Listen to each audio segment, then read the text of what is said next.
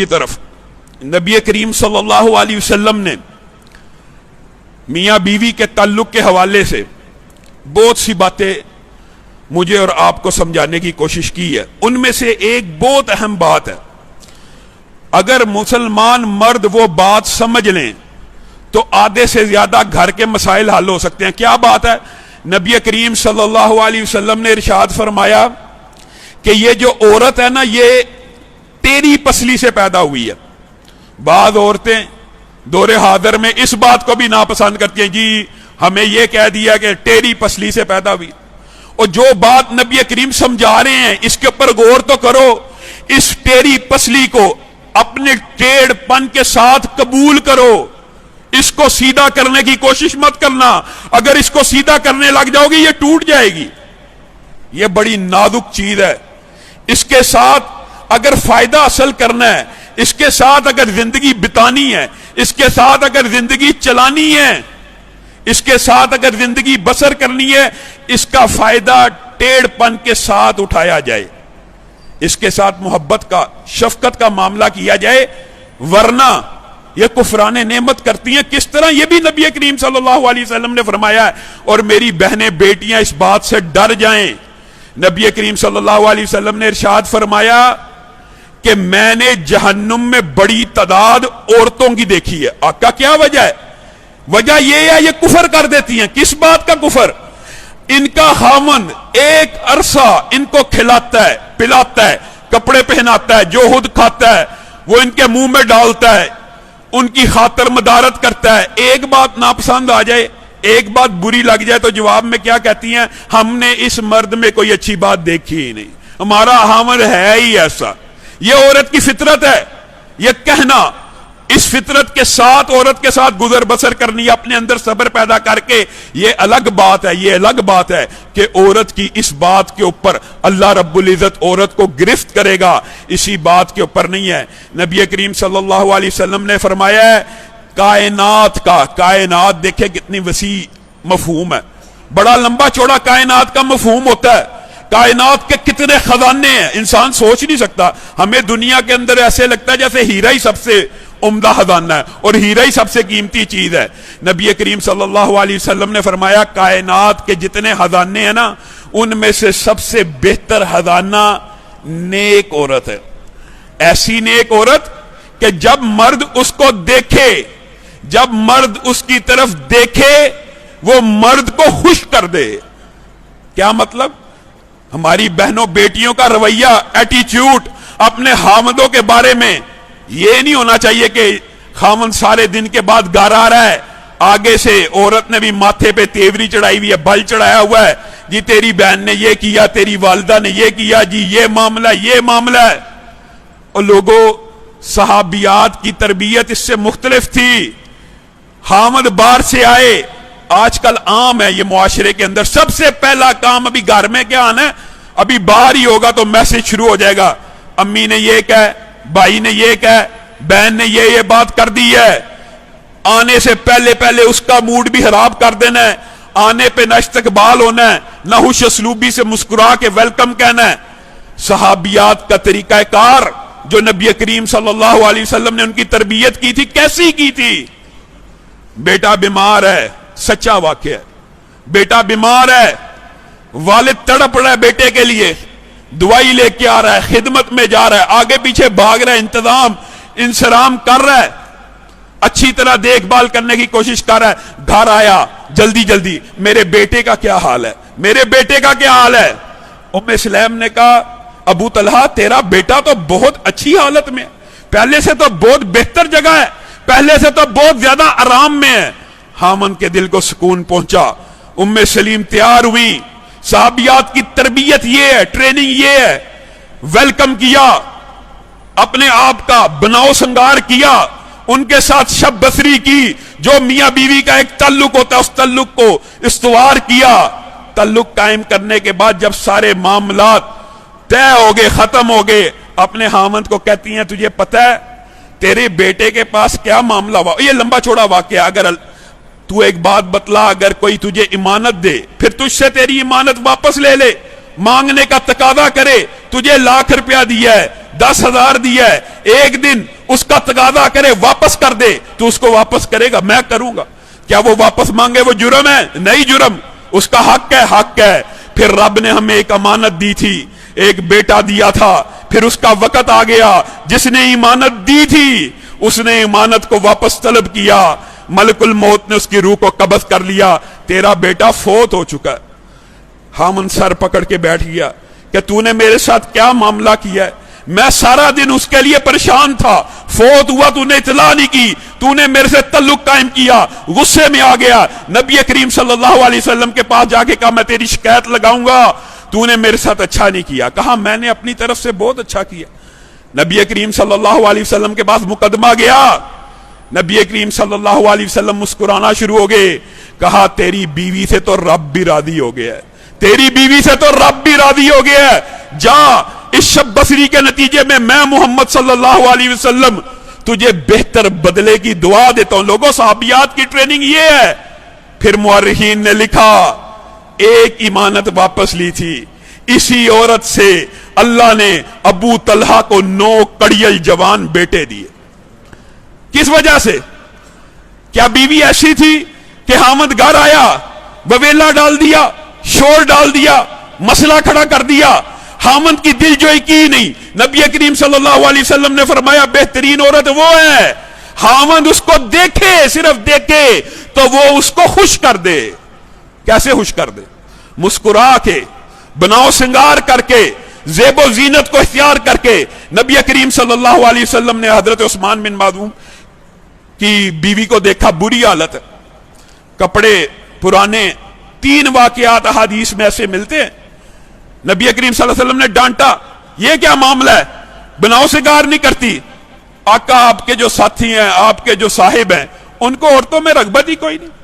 حضرت عثمان کو بلا لیا, ادھر آؤ, میں محمد صلی اللہ علیہ وسلم کی سنت ہے, میں نماز بھی پڑھتا ہوں, روزہ بھی رکھتا ہوں, اور بیوی سے بہترین تعلق بھی رکھتا ہوں, اور ان کے ساتھ شب بصری بھی کرتا ہوں, اچھے معاملات کے ساتھ زندگی بھی گزارتا ہوں. یہ تو نے کیا کام پکڑا ہوا ہے؟ یہ رہبانیت اسلام میں نہیں ہے. عورتوں کو خاوندوں کے لیے خوش لباس بننا, تیار ہونا, ہماری بہنوں بیٹیوں کو سوچنے کی ضرورت ہے, سوچنے کی. اگر الرجال قوامون, اللہ نے ایک قانون اور قاعدہ بنا دیا ہے, بعض لوگ تو لبرل جو ہوتے ہیں وہ تو مطمئن ہی نہیں نا. رجال جی قوامون کیسے ہے جی؟ اللہ کہہ رہا ہے. ہاں یہ بات عجیب و غریب ہے, معاشرے کے اندر سمجھ نہیں آتی. اللہ نے ماں باپ کے اندر ماں کے رشتے کو افضلیت دی, کسی لبرل کو کبھی اعتراض نہیں ہوا. یہاں پہ ماں افضل کیوں ہے؟ کیوں افضل ہے؟ ماں باپ کے رشتے کے اندر کون افضل ہے؟ ماں افضل ہے. 1 گنا نہیں, 2 گنا نہیں, 3 گنا نہیں, 4 گنا بہتر ہے. ماں والد سے 3 درجے افضل ہے. یہاں پہ کبھی اعتراض نہیں ہوا. بیٹے اور بیٹی کے درمیان بیٹی بیٹے سے دگنی افضل ہے, یہاں پہ کبھی اعتراض نہیں ہوا. اگر ایک رشتے کے اندر اور یہ بھی یاد رکھیے, بہن اور بھائی کے رشتے کے اندر بھی بہن کا رشتہ بھائی سے افضل ہے. 3 رشتوں میں عورت مقدم ہے, بالا تر ہے, فوق ہے, افضلیت میں ہے. کبھی یہ پہلو اسلام کا اجاگر نہیں کریں گے. جب میاں بیوی کے رشتے میں اللہ کہے گا کہ یہ جو میاں بیوی کا رشتہ ہے یہاں پہ مرد حاکم ہے, قوام ہے, کیونکہ اللہ تعالیٰ نے اس کو یہ فضیلت دی ہے. جیسے ماں باپ کے اندر اللہ نے ماں کو فضیلت دی, میاں بیوی کے اندر اللہ کی مرضی ہے, اللہ نے خاوند کو فضیلت دی ہے. 2 وجوہات کی بنیاد پہ, ایک فضیلت دینا اور دوسرا یہ بندہ اپنی بیوی کے اوپر خرچ کرتا ہے. اللہ معاف کرے, تان و تشنی طنز مقصود نہیں ہے, لوگوں کے حالات برے ہوتے ہیں, لوگ بچارے مجبور ہوتے ہیں, بیویاں بھی ہاتھ بٹاتی ہیں, بٹانا چاہیے, شرعی حدود کے اندر بٹا سکتی ہیں, لیکن جس بندے کے حالات درست ہوں, اس کے اعضاء, اس کے قوا درست ہوں, وہ کما سکتا ہو, پھر اس کے لیے سخت الفاظ کہنے کو دل کرتا ہے کہ کمانے کی استطاعت ہونے کے باوجود بھی وہ بندہ پھر بے ضمیر ہے جو اپنی عورت سے کام کرواتا پھرے. کیوں؟ اللہ نے تیری ڈیوٹی لگائی ہے. عورت گھر کی ملک ہے, عورت گھر کی ملک ہے, عورت گھر کی ملک ہے, اور خامند کا کام یہ ہے اس ملکہ کو کھانا بھی فراہم کرے، پینا بھی فراہم کرے، کپڑا بھی فراہم کرے، اس کے منہ میں اگر ایک نوالا بھی ڈالے گا. نبی کریم صلی اللہ علیہ وسلم نے فرمایا بہترین صدقہ وہ ہے، بہترین صدقہ جو تم اپنے بیوی بچوں کے منہ میں ڈالتے ہو. غریب کو دینے والا بہترین ہے، وہ بھی اچھا ہے، لیکن اس سے بہتر ہے بیوی کے منہ میں ڈالنا. مسکین کو دینے سے بہتر ہے بیوی کے منہ میں ڈالنا. لوگوں فضیلت بھی ہے، اجر بھی ہے. جب یہ کام مرد کی ڈیوٹی، ذمہ داری اللہ نے لگا دی ہے، تو اس رشتے میں اگر مرد کو افضل قرار دے دیا ہے، پھر سارا لبرل معاشرہ، کتنا گندا فلسفہ ہے، کتنا گندا نظریہ ہے. عورت کو اسلام یہاں پہ بھی عزت دے رہا ہے، مقام دے رہا ہے کہ تیرا مقام گھر کے اندر ہے. تم مردوں کے شانہ بشانہ تاروں کے اوپر، کھمبوں کو مرد کے. ابھی پچھلے دنوں یہ سلوگن چلا تھا، ہمارا جسم ہماری مرضی، نعوذ باللہ، ایسے سلوگن چلے ہیں. ہم بھی مردوں کی برابری چاہتی ہے، اور عورت مرد کی برابری کر ہی نہیں سکتی. 100 کلو کی بوری اٹھا سکتی ہے، تارے لگا سکتی ہے، گرمی کے اندر الیکٹریشین کا کام کر سکتی ہے ہی نہیں برابری. صنف نازک ہے. یہ جو لوگ عورت کو نوکری کے اوپر معاشرے کے اندر انگیخت کرتے رہتے ہیں برابری برابری، یہ عورت تک رسائی حاصل کرنا چاہتے ہیں. عورت معاشرے میں پھرے، عورت مخلوط ماحول میں آئے، عورت کا استحصال کیا جائے. پورا یورپ، پورا مغرب جہاں سے یہ سوچ اور فکر برآمد کی جا رہی ہے، عورت خدا کی قسم دل سے سوچئے ایک پروڈکٹ ہے. عورت ایک پروڈکٹ ہے، عورت کو استعمال کیا جاتا ہے. آج پاکستان کے اندر 2 روپے کا بلیڈ ہو، 2 روپے کی چوئنگم ہو، چوئنگم کے ساتھ عورت کا کیا کنسپٹ ہے، بلیڈ کے ساتھ عورت کا کیا کنسپٹ ہے. کوئی چیز بیچنی ہو، عورت کو نچا نچا کے، گانے گوا کے، ٹی وی کے اوپر سکرین پہ لا لا کے، یہ عورت کے حقوق ادا ہو رہے ہیں، یہ عورت کی عزت ہو رہی ہے. عورت کو تو ایک ٹیشو پیپر کی طرح معاشرے میں، جیسے یورپ اور مغرب کا گندا معاشرہ عورت کی توقیر اور عزت کھو چکا ہے، یہ لوگ چاہتے ہیں بر صغیر پاک و ہند کا معاشرہ بھی عزت اور وقار کھو دے. ہاں، عورت کام کرے، ٹیچر کا کام کرے، شرعی حدود کے اندر کام کرنے کی اجازت موجود ہے، اس کے اوپر تان و تشنیع نہیں. بلکہ بعض اوقات ائمہ نے لکھا ہے عورت کے اوپر فرض ہے چند کام سیکھنا. کیوں؟ تاکہ مسلمان بہن بیٹی کی عزت محفوظ ہو. کیسے؟ لیڈی ڈاکٹر بننا عورت کے اوپر فرض کفایہ ہے امت کے اندر. کیوں؟ مسلمان بہن بیٹی کا پردہ ہی محفوظ نہیں رہ سکتا اگر چند عورتیں ڈاکٹر نہ بنے. زچگی کے معاملات سر انجام نہیں دیے جا سکتے با پردہ انداز میں. تعلیم کے معاملات سر انجام نہیں دیے جا سکتے. ہماری بہنیں بیٹیاں کہاں جا کے پڑھیں اگر اچھی عورتیں ٹیچر نہ ہو. ان پروفیشنز کے اوپر اعتراض نہیں ہے، اعتراض ہے مخلوط جو پروفیشنز اور آفس کے اندر اور فلاں فلاں، یہ کوئی برابری نہیں. یہ عورت تک رسائی کا ایک سارا قصہ چلایا ہوا. میری بہن بیٹیاں یہ بات سمجھیں کہ نبی کریم نے اگر مرد کو ان کے اوپر حاکم بنایا ہے، چند حقوق بھی رکھے ہیں، جیسے بیویوں کے حقوق ہیں، مردوں کے بھی حقوق ہیں، جن میں سے سب سے پہلا اور بڑا حق یہ ہے جس چیز کے لیے مردوں کی، مسلمان مردوں کی شادی ہوتی ہے اپنی عزت کی حفاظت کے لیے.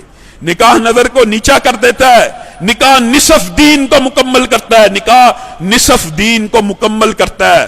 وجہ کیا ہوتی ہے؟ پتہ کیوں مکمل کرتا ہے نصف دین کو؟ کیونکہ ذمہ داری آتی ہے، نظر جھکتی ہے، گناہ سے اجتناب ہوتا ہے. گویا جب اس کے پاس ایک عورت آ جاتی ہے، اللہ تعالیٰ اس کے نصف دین کی حفاظت کرنا شروع کر دیتا ہے. اس کے ورگلانے کے، اس کے بہکنے کے امکانات کم ہو جاتے ہیں، اس کا نصف دین مکمل ہو جاتا ہے. اس لیے پہلا حق مرد کا یہ ہے، جب مرد عورت کو اپنے پاس بلائے، عورت کتنی روایات ہیں، تنور کے اوپر کھڑی ہو، تنور کے اوپر روٹی لگا چکی ہو، روٹی جلنے کا امکان ہو، وہ حامد کو لبیک کہے، وہ حامد کو جواب دے، روٹی جل جائے، اس کو تندور میں گرا دے، حامد کے پاس جائے، اس کی بات کو سنے. یہ حامد کا حق ہے پہلا کہ جب عورت کو آواز دی جائے، عورت لبیک کہے، ہر صورت ہر حالت میں اس کو جواب دے کہ میں حاضر ہوں، میں آ رہی ہوں. دوسرا حق کیا ہے؟ جب شب بصری کے لیے رات بتانے کے لیے اس کو اپنے پاس بلائے، پھر بہانے بازی نہ کرے، پھر یہ نہ کہ آج میں تھکی ہوئی ہوں، آج میرا یہ معاملہ ہے، آج میں بناؤ سنگار نہیں کر سکتی۔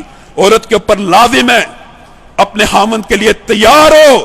آدھے گھر معاشرے کے اندر، آدھے گھر صرف اس بات پہ خراب ہو جاتے ہیں کہ شروع میں عورت خامند کا استقبال کرتی ہے، بناؤ سنگار کرتی ہے، اس کے لیے تیار ہوتی ہے، 1 2 3 برس گزر جاتے ہیں، وہ اس بات کو معمولی سمجھنا شروع کر دیتی ہے، لائٹ لینا شروع کر دیتی ہے، تیار ہونا چھوڑ دیتی ہے، اس کا استقبال کرنا بند کر دیتی ہے، جس سے گھر کے ٹوٹنے کا آغاز ہو جاتا ہے۔ جب بھی مرد بلائے اسی وقت کھڑی ہو جائے، تیار ہو عمدگی سے، اور اس میں کوئی حرج نہیں ہے۔ یہ بات کئی مرتبہ معاشرے کے لیے ثقیل سمجھی جاتی ہے، لیکن معاشرے کی اصلاح کے لیے بے حد ضروری ہے کہ جب بھی عورت کو بلایا جائے، معاشرے کو یہ بات پتہ ہونی چاہیے، ہماری بہنوں بیٹیوں کو یہ ٹریننگ اور تربیت ہونی چاہیے، فوراً لبیک کہیں۔ وجہ کیا ہے؟ نبی کریم صلی اللہ علیہ وسلم نے ارشاد فرمایا ہے، اگر دنیا میں کوئی رشتہ لوگوں اس بات کے اوپر غور کرے، میری بہنیں بیٹیاں، نبی کریم صلی اللہ علیہ وسلم نے ماں کا کہا، باپ کا کہا، بھائی کا کہا، بیٹے کا کہا، کسی کا نہیں کہا، ایک رشتے کے بارے میں کہا، ہاں اگر میں محمد صلی اللہ علیہ وسلم کی امت میں سجدے کی اجازت ہوتی تو میں بیوی کو حکم دیتا اپنے مجازی خدا کو سجدہ کر دے، اپنے خامند کو سجدہ کر دے، اسی پر بس ہے۔ نہیں، اگر اس کا خامند بیمار ہے، زخم ہے، گندے زخم ہے، پیپ موجود ہے، اگر عورت اس کے اوپر پھا رکھے، مرہم رکھے، مرہم موجود نہ ہو، اپنے لعاب سے اس کی تسلی اور تشفی کرنے کے لیے، اس کو سکون پہنچانے کے لیے اس کا مرہم اپنا لعاب ہو، عورت کا لعاب اس کا مرہم بن جائے، پھر بھی عورت مرد کا حق ادا نہیں کر سکتی۔ اور عورت کے اوپر فرض بھی صرف یہی ہے، مرد کے لیے مسجد میں نماز فرض، عورت کے لیے گھر میں اپنے وقت میں نماز پڑھ لے، ارکان اسلام پورے کر لے، اور ایک شرط نبی کریم نے لگائی، صرف ایک، کیا؟ اپنے خامند کی اطاعت کر لے، بس۔ لوگوں مسلمان مردوں کے لیے بھی بہت سی حدیثیں، وضو کے بعد یہ دعا پڑھی جائے، 8 جنت کے دروازے بلاتے ہیں، عورت مرد سب کے لیے، لیکن عورت کے لیے آسانی کتنی نبی کریم نے کی ہے، صرف خامند کی اطاعت کر لے، حقوق تو پورے کرنے ہی ہیں، اسلام کے جو بنیادی ارکان ہیں ان سے مفر تو ہے ہی نہیں، اسلام کا کلمہ پڑھا ہے، وہ کلمے کا مطلب یہ ہوتا ہے یہ 5 بنیادی ارکان کے اوپر ایمان لائیں، یہ بجا لائیں گے۔ اس کے بعد صرف کیا کرنا ہے؟ خامند کی اطاعت کرنی ہے۔ نبی کریم نے فرمایا پھر وہ عورت جنت کے 8 دروازوں میں سے، 8 دروازوں میں سے جس سے چاہے جنت میں داخل ہو جائے۔ کیا مطلب ہے اس بات کا؟ جنت کا ایک دروازہ جہاد کا ہے، مثال دے رہا ہوں، ایک انفاق کا ہے، ایک روزے کا ہے، صرف خامند کی اطاعت میں یہ 8 جملہ نیکیاں جمع ہیں کہ جس دروازے میں سے چاہے جنت میں داخل ہو جائے۔ خامند کی خدمت کرنا، اس کی اطاعت کرنا اتنا بڑا اجر و ثواب کا کام ہے جتنا انفاق فی سبیل اللہ، جتنا جہاد فی سبیل اللہ۔ اور وہی بات جو کل بھی کی ہے، مردوں کو بھی چاہیے عورتوں کے جذبات کا خیال رکھے۔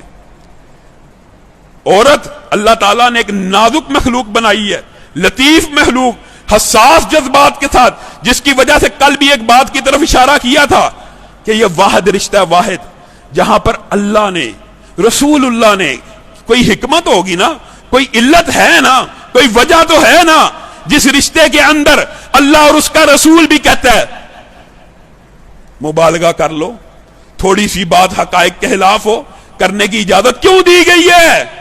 کیونکہ اللہ اور رسول اللہ کو پتہ ہے یہ لطیف محلوق ہے، یہ حساس محلوق ہے، مرد کے اوپر ایسا وقت آ سکتا ہے کہ اگر وہ بالکل سیدھی سچی بات کرے گا معاملہ بگڑ سکتا ہے۔ اور یہ بات میں اپنی طرف سے بھی نہیں کہہ رہا، یہ معاملات تو صحابہ کے دور میں بھی پیش آئے کہ بگڑنے کے امکان پیدا ہو گئے۔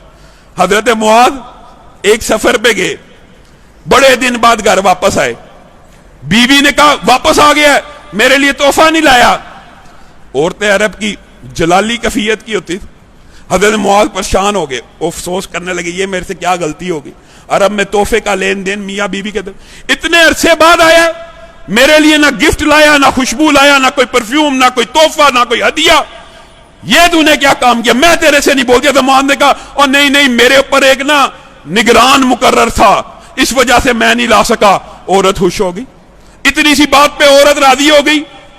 اب لیکن عورت نے یہ بات پلے باندھ لی اور عورتوں میں گفتگو کرنا شروع کر دی، گفتگو کہ نبی کریم صلی اللہ علیہ وسلم معاذ کو امین سمجھتے تھے، ابو بکر امین سمجھتے تھے، میں عمر سے ناراض ہوں، عمر نے میرے خاوند کے اوپر ایک نگران مقرر کر دیا۔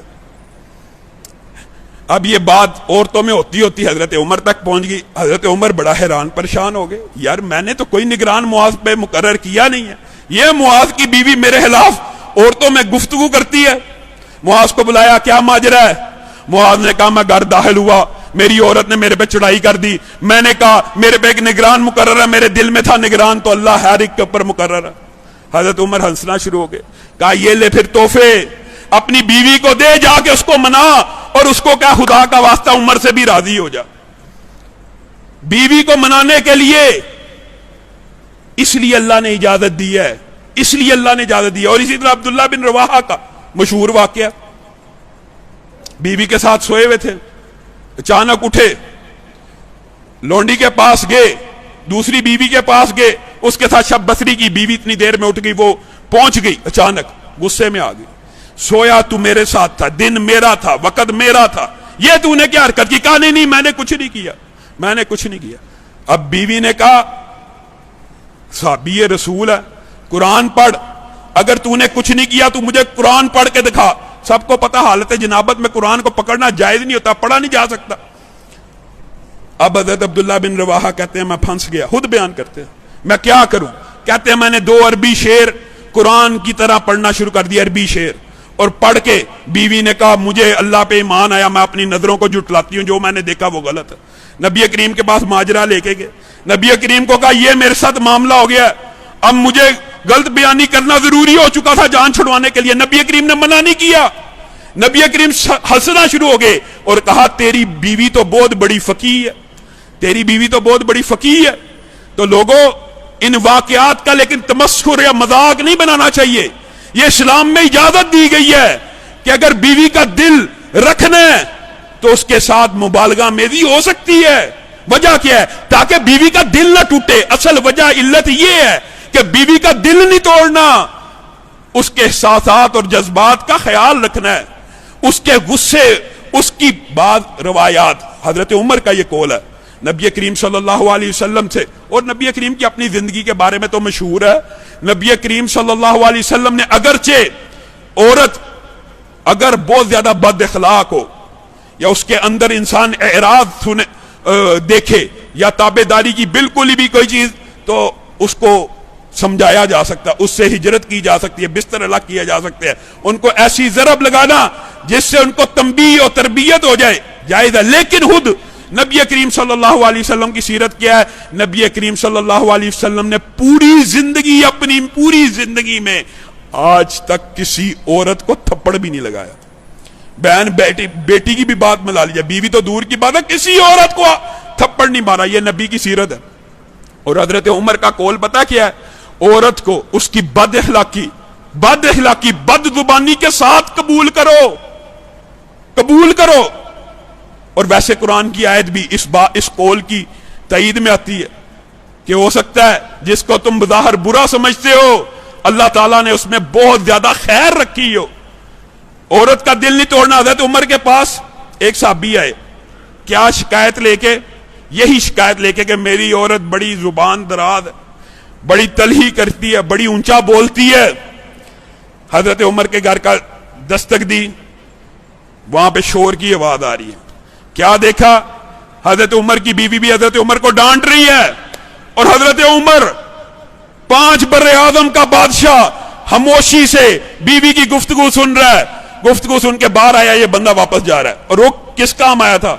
آقا آپ کو شکایت لگانے آیا تھا، لیکن دیکھا آپ کے اپنے گھر میں یہ حالت ہے۔ شکایت کیا لگانے آیا تھا؟ بیوی کی شکایت لگانے آیا تھا، بدتمیزی کرتی ہے آپ کے پاس، مقدمہ لے کے آنا چاہتا تھا، آپ اس کو ڈانٹے، میں یہاں پہ آیا آپ خود بیوی سے ڈانٹ کھا رہے. حضرت عمر مسکرانا شروع ہو گئے. تب انہوں نے یہ قول کہا، اے میرے بھائی، اے میرے بندے، اے میرے ساتھی، ان عورتوں کو ان کی بد اخلاقی بد زبانی کے ساتھ برداشت کرو. مجھے برا بلا کہہ رہی ہے، میں سنتا ہوں، ایک کان سے دوسرے کان سے نکال دیتا ہوں، مجھے فرق ہی کوئی نہیں پڑتا. اور نبی کریم صلی اللہ علیہ وسلم کا بھی ایک قول یہ بات کا موجود ہے کہ وہ بندہ بد خصلت ہے، کمینہ ہے، جو عورت کی عزت اور تعظیم نہ کرے، ہر وقت اس سے بد اخلاقی سے پیش آتا رہے. یہ کیا اسلوب ہے، یہ کیا طریقہ ہے کہ ہر وقت ہی انسان بیوی کے اوپر روب جاڑتا رہے؟ روب تب جاڑے جب زندگی کا کچھ عرصہ، دن کا کچھ عرصہ اس سے محبت سے بھی رہتا ہے، اس سے پیار بھی کرتا ہے، اس کا احترام بھی کرتا ہے، اس کی دل جوئی بھی کرتا ہے. پھر اگر اس کی کوئی حق تلفی ہو رہی ہے تب ڈانٹ بھی لے تو کوئی حرج کی بات نہیں. لیکن یہ نہیں ہے. صحابہ کرام ان کا طرز عمل، ان لوگوں اصل بات پتہ کیا ہے؟ جس بندے کو یہ بات پتہ لگ جائے نا کہ اصل زندگی آخرت کی زندگی ہے، وہ دنیا کے ان چھوٹے چھوٹے جھگڑوں میں، ان چھوٹے چھوٹے جھمیلوں میں ہرگز نہیں الجھتا. حضرت سعد، کئی مرتبہ انسان یہ حدیث پڑھتا ہے، انسان کی آنکھوں میں بھی پانی آ جاتا ہے، حیرت زدہ رہ جاتا ہے، حیرت زدہ کہ زندگی کی حقیقت یہ ہے، ہر بندے کو یہ وقت آنے والا ہے، ہم کہاں پہ گم ہیں. حضرت سعد جن کے نماز جنازہ کے اندر 70,000 فرشتے آسمان سے نازل ہوئے، اہتزا کے لفظ آتے ہیں کہ عرش جن کی فوتگی پہ خوشی سے جھوم اٹھا کہ آج کتنی بابرکت روح پر آ رہی ہے. اس سعد کو بھی جب قبر میں ڈالا گیا تو قبر کی دونوں دیواریں اس کو سمیٹنے کے لیے، اس کو لپیٹنے کے لیے اس کی طرف لپکی. نبی کریم نے کہا اس کی طرف بھی لپکی، اس کی طرف بھی. لوگوں آپ اور میری کیا حیثیت ہے؟ ہاں، قبر نے اس کو معاف کر دیا. کس وجہ سے؟ ان کو میری صحابیت کا خیال آیا. قبر کو، زمین کو میری صحابیت کا خیال نہ ہوتا تو سعد کو بھی دو دیواروں کے درمیان پیس کے رکھ دیتی. میری اور آپ کی کیا حیثیت ہے؟ آپ اور میں اس دنیا کی چند سالہ زندگی میں کرواہٹ، تلہی، اپنے گھر کے ماحول دنیا میں ہی عذاب بنا لیتے ہیں. اللہ رب العزت جو کہا گیا، جو سنا گیا، اس کو سمجھنے کی توفیق عنایت فرمائے.